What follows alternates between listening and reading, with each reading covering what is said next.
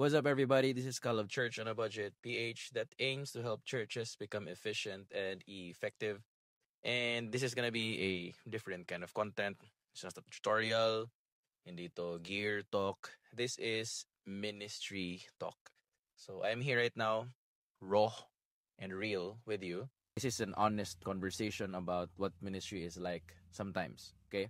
Sometimes kasi we get so extremely caught up in the uh, routine of ministry, of setting up and upgrades and purchasing and worship and music and all that, and that we get disconnected to some of the realities of our church's specific season. So I'm here driving this car. I have been driving this car for a couple of times already this year to get materials for our current church building program.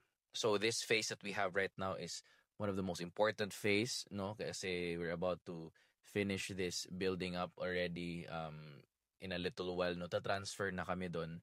And so crucial siya na phase. And so what does that mean for me? Okay?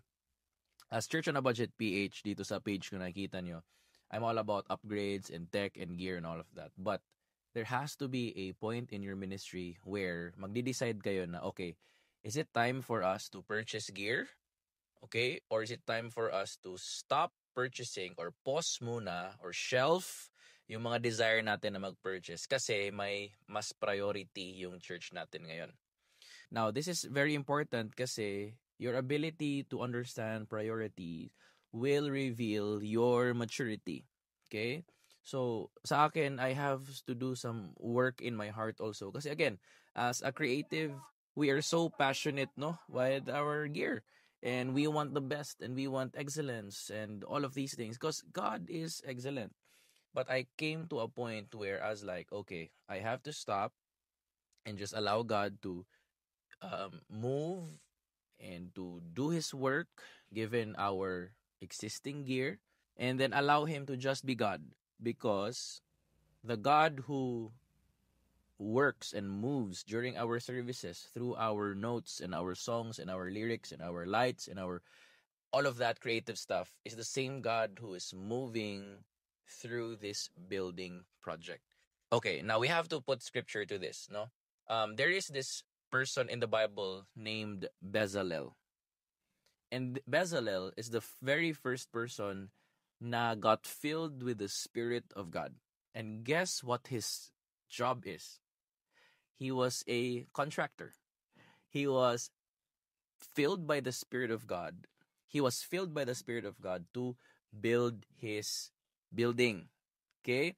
Now, Bezalel is also a craftsman, meaning he is a creative. Okay? He creates things. That just talks about God expressing himself as a creator. And sino ba yung best person na mag-fill up sa'yo kung you are about to do something creative, no? That should be the creator himself.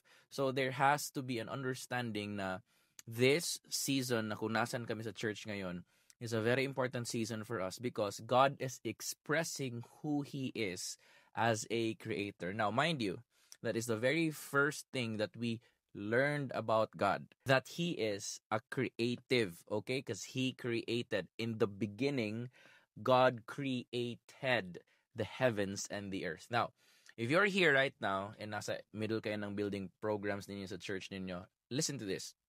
Be mature. Your pastors are not villains in this story. Tapos ikaw yung sobrang passionate kasi alam mo yun, you're about the creatives, you're about this, all of these things na makapa-upgrade sa church. Okay, get this. Be mature and know that there are priorities. Here's a crazy thing about seasons. Seasons are temporary.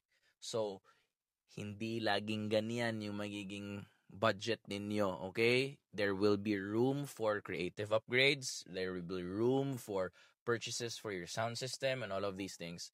Just be patient and participate with what God is doing. Now, you may not be same sa amin na building program yung pinaprioritize. Maybe it's an outreach event that you're trying to do so that your church can reach the city.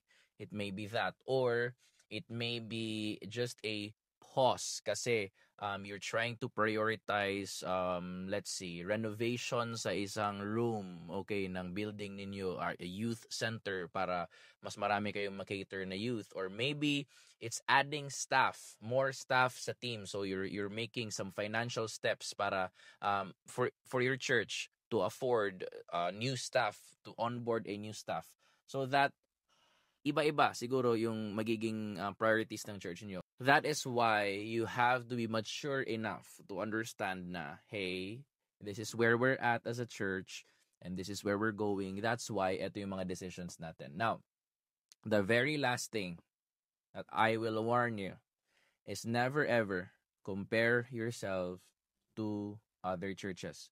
Comparison remains to be the number one thief of joy. So be very careful. Do not compare yourself or your church to other churches because that will leave you frustrated.